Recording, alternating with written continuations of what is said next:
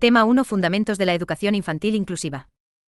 La educación inclusiva y de calidad para todos.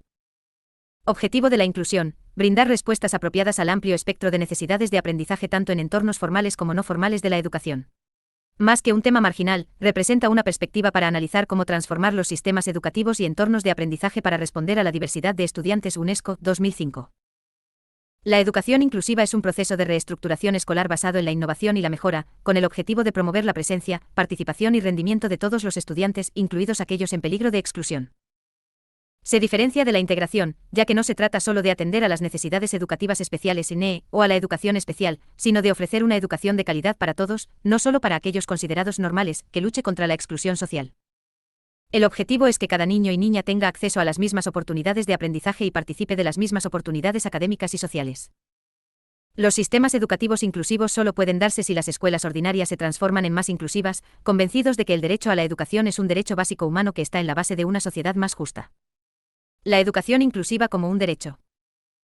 La educación inclusiva tiene que incorporar la presencia y participación de todos, sin olvidar el aprendizaje y progreso, para que todos aprendan dentro de sus posibilidades, desarrollando su máximo potencial y dotándoles de herramientas para desenvolverse en la vida cotidiana.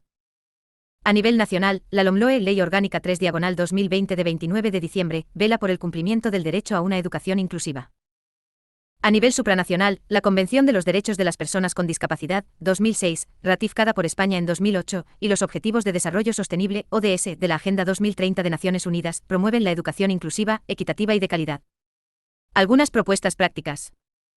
Propuestas que se pueden convertir en un proyecto educativo, como las 13 propuestas de Booth y Ainscow, 2011.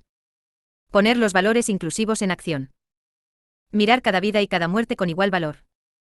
Apoyar el sentimiento de pertenencia en todos. Incrementar la participación de los niños en actividades, relaciones y comunidades en las escuelas locales. Reducir la exclusión, discriminación, barreras para el aprendizaje y la participación.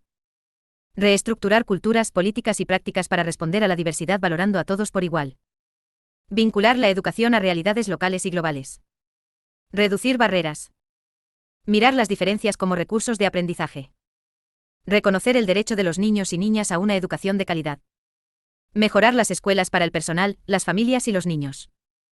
Fomentar relaciones mutuamente enriquecedoras escuela-entorno. Reconocer que la inclusión en la educación es fundamental para la inclusión en la sociedad. Factores estructurales que favorecen la educación inclusiva, según Kyriazopoulou et al. 2017. Entorno social inclusivo, ambiente acogedor general, enfoque centrado en el niño, entorno de enseñanza-aprendizaje inclusivo, entorno respetuoso con la familia, entorno físico respetuoso con la infancia, oportunidades de comunicación y materiales dirigidos a todos. Creando aulas inclusivas, el DUA para el aprendizaje en educación infantil. Diseño universal de la enseñanza y el aprendizaje. El diseño universal de aprendizaje DUA surge en los años 80 en Estados Unidos, en un equipo psicopedagógico de un hospital infantil. El DUA proporciona las claves para trabajar en las aulas atendiendo a la diversidad desde una perspectiva inclusiva, basándose en proporcionar a cada estudiante lo que necesita para favorecer su propio desarrollo individual, sin obviar ni excluir las diferencias. Se pasa de las adaptaciones curriculares a la personalización del aprendizaje, con diseños diversos atendiendo al carácter diverso de los estudiantes. Nivel 1. Redes afectivas, ¿por qué del aprendizaje? Principio, proporcionar múltiples formas de implicación. Nivel 2. Redes de reconocimiento, ¿qué del aprendizaje? Principio, proporcionar múltiples formas de representación. Nivel 3. Redes estratégicas, ¿cómo se produce y se expresa el aprendizaje? Principio, proporcionar múltiples formas de acción y expresión. Pautas, dentro de cada principio, se niveles, principios y pautas para el DUA. Ofrecen pautas específicas para trabajar en el aula. El aula como comunidad, participación. Cooperación, CO, docencia y cuidado. La construcción de una comunidad educativa para todos y con todos. Tradicionalmente los niños y niñas con necesidades educativas especiales, NNE, han vivido exclusión, discriminación y segregación, sin sentirse bien, seguros y acompañados por su comunidad educativa. La educación inclusiva es fundamental para estos colectivos, debiendo contar con la participación de familias, profesorado y comunidad educativa. Promover la participación de las familias es esencial, ya que la educación es un concepto holístico que tiene lugar en el hogar, la comunidad, las escuelas y otros centros de aprendizaje. Esto conlleva la necesidad de llevar a cabo una educación para la ciudadanía democrática, organizando y mimando los espacios de participación existentes en los centros. La cooperación como elemento esencial en las aulas y centros inclusivos, aprendizaje cooperativo y CO docencia. El aprendizaje cooperativo genera una nueva estructura educativa donde el profesorado trabaja a gusto y los alumnos ganan motivación. La ayuda entre iguales y la cooperación es uno de los mejores enfoques para abordar la práctica del aula, dando respuesta a la diversidad y contribuyendo a los aprendizajes sociales y académicos de todos los niños y niñas. También existe la enseñanza compartida o CO-docencia, donde 2 o más profesores colaboran en el aula con el mismo estatus. Educar para cuidar y cuidar para educar. En las escuelas inclusivas, los docentes demuestran preocupación tanto por el rendimiento académico de los niños y niñas como por su bienestar social y emocional. Los alumnos y alumnas deben ser bienvenidos y valorados en sus escuelas y aulas, sintiéndose parte de su escuela y comunidad. La educación infantil inclusiva debe acoger y valorar a los niños y niñas en el contexto de una comunidad de aprendizaje creativa y favorable, donde cada miembro tiene su lugar y disfruta de relaciones positivas. Tema 2. Clima y convivencia en el aula. Introducción. El clima positivo y la convivencia en el aula marcan la diferencia en el desarrollo de actitudes personales y sociales, así como en el rendimiento académico del alumnado. En la realidad coexisten 2 modelos, uno educativo y otro sancionador. Es necesaria una reflexión previa sobre cómo se concibe la convivencia escolar. Para que la convivencia positiva germine, es necesario que el alumnado experimente aceptación, valoración, respeto, cuidado, disfrute y compromiso con la escuela. Estado de la cuestión. La calidad de la interacción que se establece con los niños. La calidad de la convivencia en el aula depende sustancialmente de cómo son las relaciones entre profesorado y alumnado. La aceptación entre iguales. La aceptación entre iguales es un tema de dignidad. El simple hecho de pertenecer a una clase debería garantizar la aceptación de todos sus miembros. Los profesores tienen la responsabilidad de exigir este aprendizaje desde pequeños y conocer la estructura sociométrica de la clase. Clima de convivencia en el aula. Definición: un constructo multidimensional, que incluye las dimensiones interpersonal, instruccional y organizativa. Dimensiones. Organizativa: aspectos organizativos como rutinas, entradas y salidas del centro, puntualidad, recreos. Instruccional: la adecuada planificación didáctica, el apoyo pedagógico, los cambios metodológicos. Interpersonal: sistema de relaciones en el aula que interpela directamente a la labor del buen maestro. Experiencias de referencia. La educación en resolución de conflictos. Si no se educa para la resolución de conflictos, no se desarrollan las habilidades para afrontarlos positivamente. Existen programas a nivel nacional e internacional que facilitan la formación en habilidades, procedimientos o técnicas comunicativas. La mediación escolar como una experiencia significativa. La mediación es un proceso de diálogo estructurado, voluntario, confidencial y colaborativo que permite a las partes implicadas en un conflicto llegar a un acuerdo satisfactorio. Existen diferentes tipos de conflictos interpersonales, primarios y fases en el proceso de mediación. Agresiones injustificadas y prevención de la violencia. Las agresiones injustificadas ocurren en todos los niveles y es fundamental intervenir en las. Se presentan algunas propuestas prácticas como el método de picas y la hora del círculo. Orientaciones prácticas 0 a 3. La percepción de los maestros sobre la conducta de los niños es fundamental. Es importante concebir los conflictos de forma positiva, como oportunidades de aprendizaje. Se deben fomentar frases de conexión en lugar de frases de desesperación. El diálogo reflexivo con los niños favorece la autorregulación y la construcción de relaciones adaptadas. Orientaciones prácticas 3 a 6. El clima social del aula es un constructo multidimensional que requiere acciones relacionadas con las relaciones interpersonales, la instrucción y la organización. Es importante cuidar la interacción con cada alumno, fomentando el apoyo emocional, organizativo y pedagógico. El diálogo reflexivo con los niños permite analizar los conflictos desde diferentes perspectivas. Se deben trabajar hábitos de convivencia y valores como el trabajo, la obediencia, el orden, el respeto a la naturaleza, la vida social, la sinceridad y la generosidad. Tema 3. Organización del tiempo en el aula. La concepción del tiempo en nuestra cultura. El tiempo en la etapa de educación infantil. La etapa de educación infantil requiere flexibilidad y posibilidad de adecuación a los ritmos de los niños y niñas. Se deben respetar las necesidades de afecto, actividad, relajación, comunicación y movimiento. El educador organiza la actividad partiendo de los ritmos biológicos y estableciendo rutinas, lo que contribuye a estructurar la actividad del niño y la interiorización de unos marcos de referencia temporales. El tiempo en el currículum escolar. La normativa Real Decreto 95/2022 y LOMLOE establece que los procesos de enseñanza-aprendizaje deben adaptarse a las características personales, necesidades, intereses y estilo cognitivo de cada niño. Sin embargo, en la práctica surge la dificultad de adaptar la organización del centro a las características psicoevolutivas de los niños y niñas en vez de aplicar criterios organizativos estándar para todas las edades. Cronos y Kairos. Cronos, tiempo de vida cuantitativo. Kairos, tiempo de vida cualitativo, el que cada niño o niña necesita para adquirir conocimientos y lograr nuevos retos en su proceso evolutivo. Calendario y horarios. Diferencias entre organización de tiempo entre el primer y segundo ciclo de educación infantil. Calendario, primer ciclo, 11 meses, segundo ciclo, 10 meses. Días y festivos no lectivos según comunidades autónomas.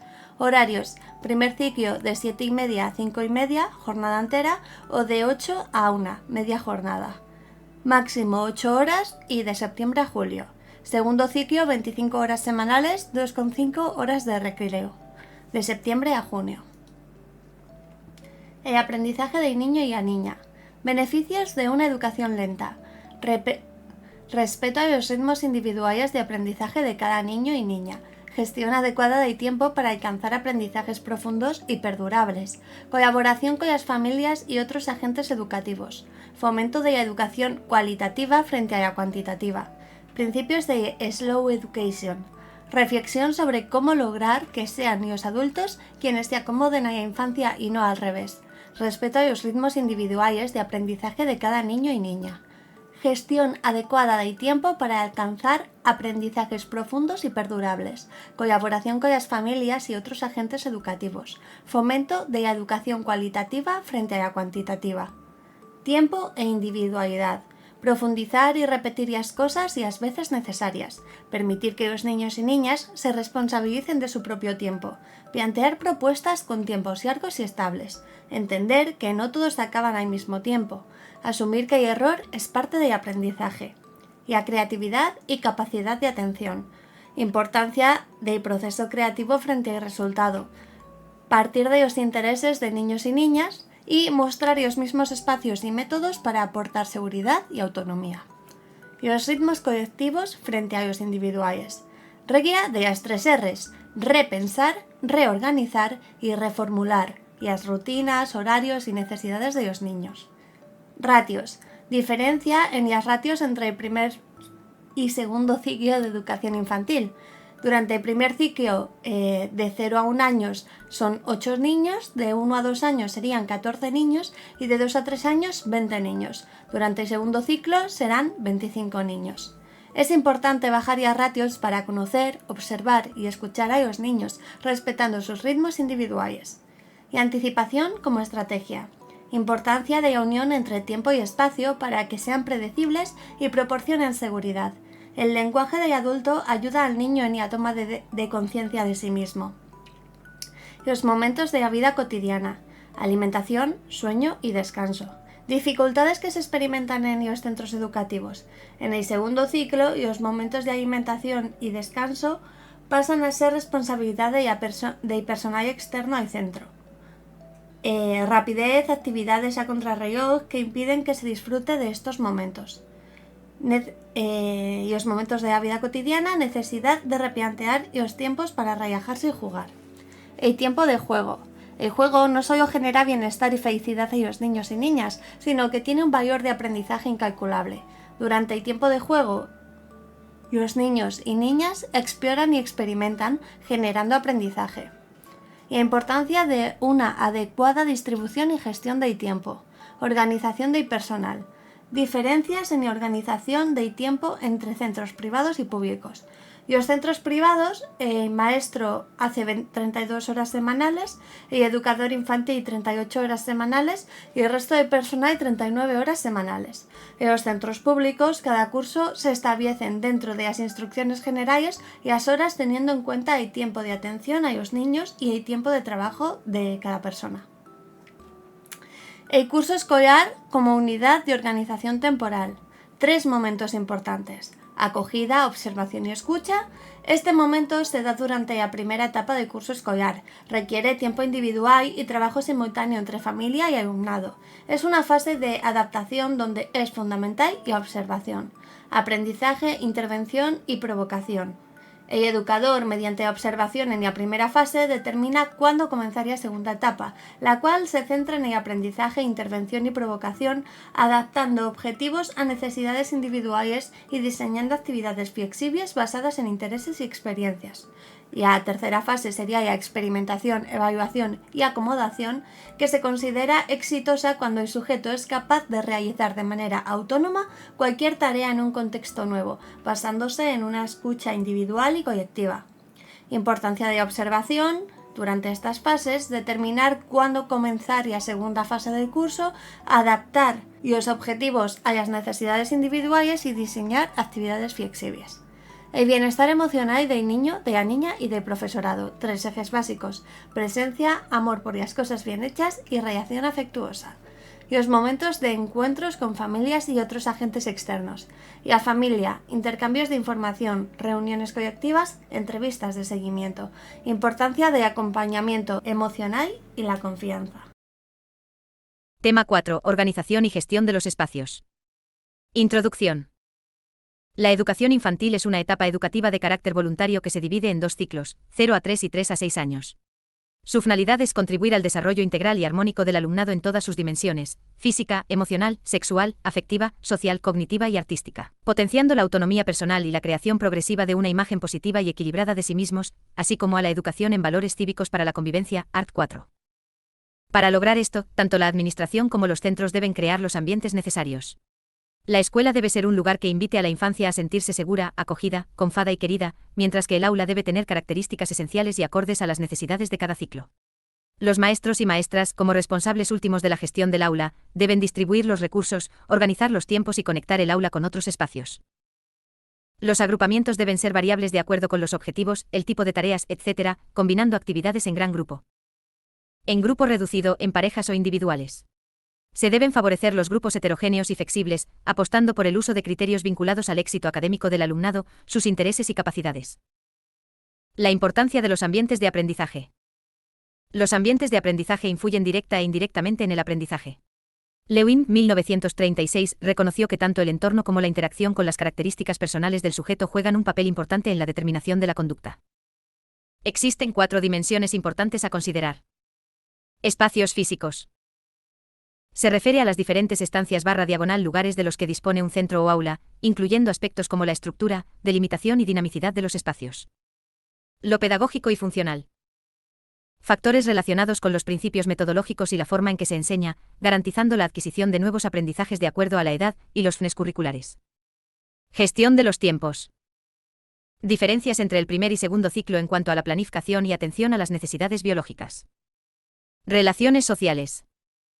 La importancia de las interacciones y el clima del aula como contexto multidimensional donde se configura la cultura del grupo. La distribución de los espacios. No existen criterios o modelos permanentes, sino que los espacios deben configurarse según las necesidades / características de los niños y niñas, las particularidades físicas y dotación de materiales del aula, y las estrategias de enseñanza-aprendizaje. Espacios en el primer ciclo, 0 a 3. Espacios para la alimentación, el descanso, el aseo y la higiene, el movimiento, la asamblea, el juego simbólico y la observación, exploración y construcción. Espacios en el segundo ciclo, 3 a 6. Espacios para la higiene personal, el encuentro, acción y vuelta a la calma, el juego simbólico, el movimiento y la construcción, la investigación, experimentación y manipulación, la comunicación y expresión, las actividades individuales y la información. Espacios pedagógicos diferenciados, rincones y talleres. Los rincones y talleres son estrategias metodológicas y organizativas que posibilitan al niño ser partícipe de su propio aprendizaje, otorgando posibilidades de trabajo individual o en grupo, y favoreciendo actividades manipulativas en línea con el constructivismo. Rincones. Espacios donde el alumnado desarrolla actividades con un carácter más lúdico y próximo al juego o tiempo libre. Talleres. Espacios donde el alumnado desarrolla actividades con un carácter más curricular, pudiendo convertirse en una alternativa a la metodología tradicional.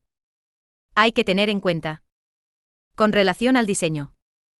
Espacio físico. Propiedades: acogedor, seguro, organizado y agradable al alumnado, favoreciendo la libre movilidad e interacción con los iguales. Delimitación: claramente delimitados, marcas en el suelo, mobiliario como separador, más recogidos o con mayor visión directa por parte del maestro. Dotación de materiales. Características: material diverso o adaptado a la edad del alumnado, en perfectas condiciones y accesible. Facilitadores: proporcionado por el centro, el docente, la familia y los propios estudiantes. La finalidad ha de ser siempre que el alumnado se sienta identificado con el material. Ambientación. Progresiva: Se ha de prever una evolución en el transcurso del rincón/taller, ya sea a través de la inclusión de nuevos materiales, actividades, zonas, etc. Participativa, ha de considerarse una estrategia de generación compartida entre profesorado, alumnado y familia. Con relación a su utilización. Funcionalidad. Como recurso, un complemento de la actividad. Como estrategia metodológica, como un contenido específico del curso. Un recurso más en el proceso de enseñanza-aprendizaje con una entidad propia, un tiempo fue en el horario. Actividades/acciones programadas en los mismos o sistemas de asistencia/rotación de los /las estudiantes para su paso por ellos. Temporalidad. Permanente, se mantienen desde el inicio del curso y van evolucionando. Temporal, se pueden crear en diferentes momentos del curso y su duración va a depender del grado de complejidad del contenido a trabajar. Puntual, tienen una duración más corta y se destinan a la celebración de eventos concretos o a la atención de alguna necesidad concreta. Acceso del alumnado. Agrupamiento en todas y cada una de las modalidades de trabajo que considere el docente individual, por parejas, grupos reducidos, grupos más amplios, etc. Libertad. El alumnado podrá acceder libremente e interactuar con los materiales, pero también podrá disponer de una secuencia de acción que le lleve a desarrollar determinadas actividades/iniciativas previamente definidas, autorregulado. Uso. Dirigido. El alumnado posee una serie de directrices específicas y del apoyo constante. Semidirigido. El alumnado dispone de unas pautas orientativas y del apoyo ocasional. Autónomo. El alumnado goza de libertad a la hora de realizar acciones/actividades ligadas al significado del taller/rincón. Agrupamientos, interacciones y relaciones sociales. Las modalidades de agrupamiento pueden ser verticales por edad y niveles educativos u horizontales en el aula para atender mejor ritmos y necesidades. Otros tipos de agrupamientos atienden al contexto y la situación de aprendizaje. Las interacciones y relaciones sociales en el aula configuran la cultura del grupo, su estructura y comportamiento. El aprendizaje se produce a través de procesos sociales, donde primero se aprende en colaboración con otros más expertos y después se gana autonomía. Características del aula en educación infantil. Flexible, abierta y polivalente. Cálida, limpia, acogedora y estimulante. Ordenada, diferentes zonas, talleres y RIN. Segura, accesible, dinámica y funcional. Dotada de material adecuado a la edad. Promotora del juego, la autonomía y el aprendizaje. Disposición natural y en lugares apropiados del material. Utilización de todo el espacio, puertas, techos, paredes y ventanas. Variables a considerar. Contexto externo. Entorno. Virtual. Social. Cultural. Contexto aula. Relaciones de comunidad. Orientación general de la actividad. Organización del tiempo. Recursos materiales, organización del espacio. Pluralidad de espacios o aulas. El aula no es un mero espacio físico, sino un complejo contexto multidimensional lleno de acción, vida e intercambios. Además de los espacios del aula, existen otros como la sala de psicomotricidad, biblioteca, comedor, patio o zona de recreo, que también ofrecen grandes posibilidades educativas. Los ambientes de aprendizaje. Aulas, biblioteca, recreos, rincones, etc. Los espacios físicos, organización del espacio. Lo pedagógico y funciona, orientación general de la actividad, currículo, metodología, maestras, actividades, recursos, etc. La gestión de tiempos o organización de rutinas, tiempo libre, planificado, tiempo. Las relaciones sociales, relaciones de comunidad, iguales, juego, comunicación, normas, valores, etc. Orientaciones prácticas 0 a 3 y 3 a 6. Etapa 0 a 3. Una primera recomendación es establecer diversos rincones en el aula.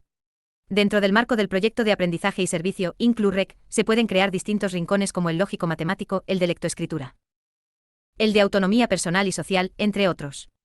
Además, se pueden incluir rincones como el del aburrido para desconectar, el del explorador para descubrir aspectos naturales, el musical y el de cocina.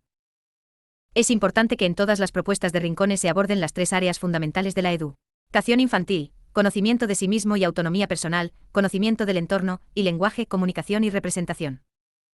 Otra sugerencia para trabajar la percepción del espacio incluye la creación de laberintos en el patio o la organización de carreras de obstáculos. Los conconos. Una plataforma digital recomendada para conocer experiencias en este ámbito es Pedagogía Inclusiva, que destaca estudios sobre el uso de la asamblea, agrupamientos y rutinas. Etapa 3 a 6. Para esta etapa, se recomienda organizar el aula en grupos de trabajo. Es común utilizar rincones, ya sean de trabajo o lúdicos, que deben contar con un horario específico y permitir trabajar contenidos curriculares. Los patios habitables es una plataforma digital en Facebook, creada por varios pedagogos, que promueve la innovación en los espacios escolares exteriores. Para fomentar un ambiente agradable y buenas relaciones sociales en el aula, se proponen actividades de escenificación. Otra actividad interactiva es la organización de grupos de trabajo interactivos, donde cada grupo desarrolla una actividad en diferentes talleres y al finalizar, rota al siguiente. El mutualismo o tutoría entre iguales también puede implementarse en cualquier espacio del aula. Tema 5. Organización de recursos didácticos en el aula de educación infantil. Fundamentación. Terminología y clasificación de los recursos didácticos. El término recurso didáctico tiene diferentes acepciones y no existe una definición única. Los recursos didácticos favorecen el aprendizaje significativo a través de la manipulación, vivenciación, comprensión e interiorización de contenidos. Existen diversos criterios de clasificación de los recursos didácticos. Estáticos, dinámicos e interactivos. Sevillano, 2001. Naturales, simbólicos, de enseñanza, aprendizaje y materiales. Ricoy y Rivero, 2004. Materiales manipulativos, sensoriales, sonoros, audiovisuales, digitales y coleccionables. Aprovechamiento de los recursos y condicionantes organizativos. La distribución del espacio y la organización de los materiales reflejan una concepción pedagógica y un estilo de enseñanza. Es importante contar con una buena planificación del espacio y un mobiliario funcional y sencillo.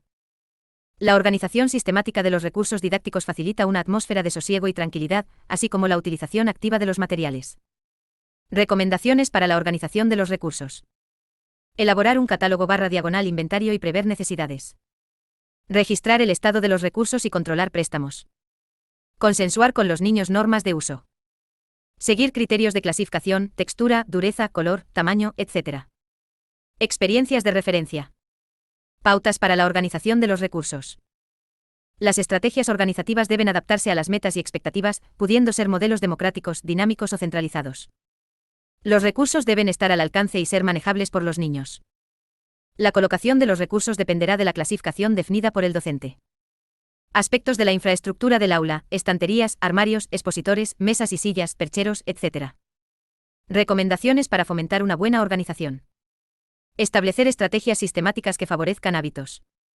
Incluir a los niños en las tareas del aula. Actuar con calma y paciencia. Reforzar los avances de los niños. Referentes organizativos. Escuelas basadas en pedagogías de Montessori y Reggio Emilia tienen interesantes organizaciones y recursos. Implicar a los niños en la organización de los recursos, fomentando una actitud activa, reflexiva y autónoma. Las normas deben ser claras, explícitas, visibles y sencillas. Incorporar progresivamente los recursos, evitando sobrecargar a los niños. Orientaciones prácticas 0 a 3 años. Planificación organizativa de los recursos didácticos. La planificación de los recursos didácticos es esencial para promover la autoconfianza y motivación por el aprendizaje. Aspectos a considerar en la selección de recursos. Enlace con el contexto familiar y cultural. Participación de los niños en las tareas. Estimulación de la interacción positiva. Atención individualizada y personalizada. Desarrollo de la autonomía. Fomento de la comunicación y expresión. La estimulación temprana es relevante, utilizando recursos para promover el desarrollo motor y sensorial. Los recursos interactivos juegan un papel importante al conjugar múltiples elementos. Implicaciones prácticas. Incrementar las oportunidades de interacción de los niños con el entorno y sus iguales. Ejercitar normas de forma sistemática y placentera para la adquisición de hábitos. Involucrar a los niños en acciones organizativas para desarrollar destrezas. Inspirarse en propuestas como la pedagogía Reggio Emilia. Utilizar materiales reciclados y de construcción casera. Orientaciones prácticas 3 a 6 años. Planificación organizativa de los recursos didácticos. Ofrecer a los niños posibilidades para asumir un papel proactivo en la organización de los recursos. Seleccionar metodologías y recursos heterogéneos, versátiles y polivalentes. Recomendaciones. Implicación de los niños en la puesta y recogida del material. Normas de fácil interpretación. Colocación al alcance de los niños. Revisión y retirada periódica de materiales deteriorados. Utilizar elementos del entorno y fomentar la creatividad. Implicaciones prácticas. Acondicionar la distribución del aula por zonas, rincones, etc., para facilitar el acceso y la recogida de los recursos. Llevar un registro de los recursos, incluyendo características y estado de conservación. Otras recomendaciones. Clasificación y etiquetaje de los recursos. Utilización de materiales del entorno y reutilización. Conservación y mantenimiento adecuado de los recursos. Desarrollar normas y rutinas organizativas que contribuyan a la adquisición de hábitos. Utilizar los cuentos como recurso educativo organizándolos por temáticas o características. Tema 6. La comunicación en el día a día. Estado de la cuestión. La comunicación inicial. La comunicación existe desde antes del nacimiento y el desarrollo de los primeros meses de vida es espectacular. Nuestro entorno humano juega un papel fundamental en nuestro desarrollo. Aprendemos a comunicarnos, a interpretar las experiencias y a dar significado al mundo a través de la comunicación, el juego y el amor. Las formas de comunicación. Se agrupan los mecanismos fisiológicos de la percepción en 8 sistemas: oído, vista, olor, sabor, tacto, propiocepción, sistema vestibular e interocepción. El oído es el eje central de la comunicación en el aula, por lo que es importante desarrollar buenos hábitos para cuidar la voz y la acústica. La vista llega a acaparar gran parte de nuestra atención y es el principal medio de comunicación no verbal a través de la cara, el gesto, el movimiento, la vestimenta y la distancia. El olfato y el gusto tienen especial relevancia en situaciones que pueden generar olores o sabores desagradables. El tacto es una forma de comunicación importante en el aula a través del saludo, el abrazo, etc., con interpretaciones culturales diversas. La propiocepción, el sistema vestibular y la interocepción también juegan un papel en la comunicación, especialmente en la identificación y caracterización de las emociones. La interacción en el aula. Diversos estudios han identificado diferentes tipos de interacciones e intervenciones en el aula, como las funciones de control, imposición, facilitación, desarrollo de contenido, respuestas personalizadas, afectividad positiva y afectividad negativa. Se han construido conceptos como el clima de aula y el estilo didáctico, que recogen aspectos como la metodología, la participación de los estudiantes, la toma de decisiones, la motivación, la resolución de conflictos, etc. Dirección del proceso, experiencias de referencia. El idioma del aula. Lo más importante en los primeros meses es el lenguaje paraverbal y no verbal, cuidando aspectos como la mirada, el tono, la articulación y la entonación. En contextos monolingües la lengua vehicular será la del contexto, pero se han desarrollado experiencias de acogida o inmersión para alumnos con lenguas diferentes. El diálogo con las familias es importante para trabajar en la misma dirección. Reguladores comportamentales. Continuamente estaremos regulando los comportamientos a través de saludos, indicaciones, rutinas, etc. Las normas forman parte del proceso de socialización, facilitando la organización de la convivencia y la gestión de la actividad en el aula. Consignas. Las consignas deben cumplir requisitos como llamar la atención, tener un nombre e indicar la ubicación y desplazamientos, detallar la tarea de forma clara, incluir componentes cualitativos, etc. Pueden utilizarse mensajes visuales para dar consignas gráficas. Estímulos emocionales. La mirada es una expresión fática fundamental. Las correcciones pueden ser de activación, atenuación o desactivación. Debemos generar un clima afectivo y estimular las relaciones, los apoyos y la empatía. Expectativas. El experimento de Pigmalión demostró que las expectativas del profesorado pueden influir en los resultados del alumnado. Es importante identificar y aprovechar las capacidades de los estudiantes, generando expectativas favorables. Principio lúdico. Una forma de estar en el mundo. El juego es una actividad infantil espontánea, natural y placentera, que se convierte en un estilo de vida y un sistema de comunicación. Apertura versus univocidad. La apertura fomenta el pensamiento divergente, refuerza la tranquilidad y atenúa los temores. Indeterminación y azar. Dar espacio al azar y a la incertidumbre es importante para afrontar el futuro con tranquilidad. Imaginación y creatividad. Para que se produzca creatividad deben darse condiciones como flexibilidad, fluidez, elaboración, originalidad, autoconfianza y proactividad. Es importante aprovechar y provocar la diversidad, la diferencia y la divergencia, y utilizar los errores como fuentes de mejora. Tema 8. Estrategias metodológicas dentro del aula. Definición e importancia del periodo de adaptación. Cuando un niño de 2 o 3 años accede por primera vez a un centro escolar, se separa de sus personas de apego, rompiendo los lazos afectivos y originando un conflicto. El periodo de adaptación es el tiempo que necesita el infante para asimilar esta separación. Este periodo tiene gran importancia, ya que influye directamente en su socialización, actitud en el colegio y aprendizajes. Existen 3 fases en el periodo de adaptación. A. Fase de protesta, se inician conductas de búsqueda, llamada, regresión, síntomas sustitutivos y rechazo hacia los docentes. B. Fase de ambivalencia, entre los 8 y 30 días disminuye la protesta, pero el infante puede mostrar ansiedad y rechazo hacia compañeros y educadores. Empiezan a aceptar las ayudas. C. Fase de adaptación, se supera la ansiedad e integran en la dinámica del aula, suele darse en el primer mes. El apego, situaciones negativas que se observan durante el periodo de adaptación. Jon Bowlby lo definió como el vínculo afectivo intenso entre un bebé y la figura de apego, que favorece la supervivencia hasta que alcance autonomía. Indicadores de correcta adaptación: comportamiento tranquilo, participación en actividades, aceptación de los padres, buen sueño y alimentación, y ausencia de conductas regresivas. El alumnado con escolarización precoz se adapta mejor. La familia y la figura del adulto en el periodo de adaptación. Se permite la presencia de familiares en el aula para disminuir el impacto. Los padres deben transmitir seguridad y confianza con actitud tranquila para facilitar la adaptación. Se recomienda enseñar a compartir, pasar tiempo sin figuras de apego, hablar positivamente del centro, no amenazar ni recompensar, participar en actividades y garantizar asistencia continuada. Fases para la preparación del periodo de adaptación. A. Las familias conocen el centro. B. Primer contacto entre los padres y el centro. C. Reunión entre el tutor y las familias. D. Inicio del curso escolar. A. Entrevista personal, septiembre. B. Reunión general de etapa. Entrada escalonada al aula. Explicación de normas. Planificación de participación de familias. C. Los primeros días en clase, un adulto acompaña al infante. Periodo de adaptación. Espacios y tiempos.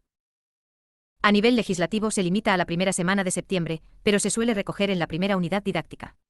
Se recomienda grupos de 3 a 4 estudiantes por día, no permanencia todo el día, y distribución por aula según datos. Es un periodo obligatorio para los centros, pero no para los padres. Conceptos de hábito y rutina. Rutina, costumbre personal mecanizada, con acciones repetitivas, hábitos y procesos secuenciales. Hábito, mecanismo estable y flexible que favorece destrezas, modificable si es necesario. La importancia y funcionalidad de los hábitos y rutinas. Deben planificarse minuciosamente y secuenciarse en la programación didáctica. El profesorado debe observar, comprender y respetar, ayudando al alumno. Principales hábitos y rutinas. Alimentación, sueño/descanso, cuidado personal e higiene. Se incluyen orientaciones para la práctica educativa en cada uno de estos ámbitos en el libro. Rincones. Aproximación al trabajo por rincones. Son espacios polivalentes entendidos como una metodología de trabajo y como organización del aula. Existen diferentes concepciones: rincones de trabajo, de juego y trabajo. Nos centramos en los rincones de trabajo que potencian la actividad, autonomía, socialización, creatividad y aprendizaje significativos y funcionales. Los rincones deben adecuarse al enfoque metodológico, ser espaciosos y delimitados, contar con materiales necesarios, ofrecer un ambiente estimulante, tener normas de funcionamiento, considerar un número limitado de participantes y ser flexibles. Tipología de rincones. Ejemplos de rincones por edades: 0 a 2 años, descanso, comida, aseo, juego libre, y 3 a 6 años, construcciones, juego simbólico, expresión plástica, lenguaje, lógica matemática, experiencias. Otros espacios importantes: la asamblea y el espacio de trabajo de mesa. Utilización de los diferentes rincones. En el primer ciclo, el profesorado indica el rincón. Según avanzan en edad, se les dota de autonomía, asegurando que pasen por todos los rincones. Mecanismos facilitadores, equipos FJOS y elección libre con conciencia de la necesidad de pasar por la totalidad. Talleres. Consideraciones previas. Los talleres permiten trabajar la totalidad de saberes del currículo. Beneficios para el alumnado: aprender técnicas y materiales, avanzar en actividad, desarrollar creatividad, comunicarse e interrelacionarse y afianzar motivación. Tipos de talleres: internos dentro del centro, externos al aire libre y en maleta con materiales portátiles. Organización y desarrollo de talleres. La organización temporal puede ser todos los días, un día por semana, o talleres puntuales. El número de talleres dependerá de diversos factores. Propuestas de organización. Un taller una vez por semana dentro del aula. Un taller todos los días de la semana dentro del aula. Un taller una vez por semana en un aula específica. Talleres simultáneos una vez por semana. Fases del desarrollo de los talleres. Detección de ideas previas. Investigación-experimentación. Expresión-acción. Propuesta de talleres. Se incluyen ejemplos de propuestas de organización de talleres en el libro. Tema 9. Otras figuras dentro del aula. Actores y agentes educativos. La familia y la escuela se consideran los principales agentes educativos, ya que la escuela cumple con funciones socializadoras, compensatorias y educadoras, lo que la convierte en un espacio de conflicto permanente. Aprendizaje y formas de participación. El aprendizaje ya no se entiende como individual y aislado, sino que la participación de las familias y otras personas tiene un impacto relevante. Según diferentes autores, existen diversos tipos de participación de las familias. Kidder y Grañeras: participación colectiva o grupal, formal o informal, con diferentes grados de acceso a la toma de decisiones. Tipos: informativa, consultiva, decisoria, evolutiva y educativa. El tutor como coordinador de un grupo clase. El tutor coordina la participación de los distintos agentes educativos que intervienen con su grupo de estudiantes. Principales funciones del tutor. Con el alumnado, integración, personalización del aprendizaje, detección de dificultades. Con el profesorado, coordinación y ajuste a las necesidades. Con las familias, información, asesoramiento y mediación en conflictos. La comunicación como herramienta para la coordinación. Una comunicación de calidad mejora la coordinación y permite identificar problemas. Ventajas de una comunicación de calidad. Mayor concentración. Mejores resultados. Más cooperación. Productividad. Eficacia en el trabajo en equipo. Mejores calificaciones. Base de conocimiento más ajustada al contexto. Confianza y capacidad negociadora. Estudios sobre la participación educativa de las familias. Solo el 16% de las familias participan en la elección del consejo escolar, mientras que el 11,6% desconoce qué es. Dimensiones de la participación familiar. Comunicación entre la comunidad educativa. Participación en actividades del centro. Sentimiento de pertenencia. Implicación en el hogar. Participación en la comunidad. Formación en participación. Proceso de enseñanza-aprendizaje. Estudios evidencian la importancia de prácticas docentes que facilitan la participación familiar. Teoría de la interdependencia social y aprendizaje entre iguales. Existe interdependencia positiva cuando el éxito de un miembro depende del éxito de los demás. El alumnado como figura principal de apoyo para generar situaciones de aprendizaje entre iguales, mejorando el esfuerzo, las relaciones positivas y la salud mental. Investigaciones en materia de cultura colaborativa. La enseñanza se ha convertido en un trabajo colectivo para mejorar la labor del profesorado, la organización educativa y el aprendizaje del alumnado. Importancia del fomento de la participación y colaboración, como las comunidades de aprendizaje. Experiencias de referencia. Tertulias dialógicas. Basadas en los principios del aprendizaje dialógico, dimensión instrumental, inteligencia cultural, creación de sentido, solidaridad, diálogo igualitario, igualdad de diferencias y transformación. Grupos interactivos. Organización del trabajo del alumnado en pequeños grupos heterogéneos, dinamizados por adultos voluntarios. Principio base: promover la aceleración de los aprendizajes a través de la interacción. Programas de alumnos ayudantes. Estructura al servicio de la convivencia y la participación, involucrando a los estudiantes como figuras de apoyo.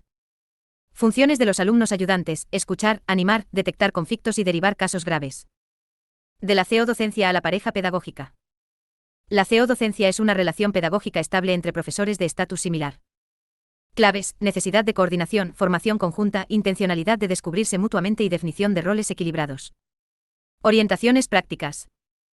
Para 0 a 3 años, actividades con familias en el aula como por ejemplo, la comida compartida, o el día a día y coordinación con atención temprana, uso de tablas de observación y creación de grupos de apoyo. Para 0 a 6 años, selección de alumnos ayudantes y actividades de sensibilización.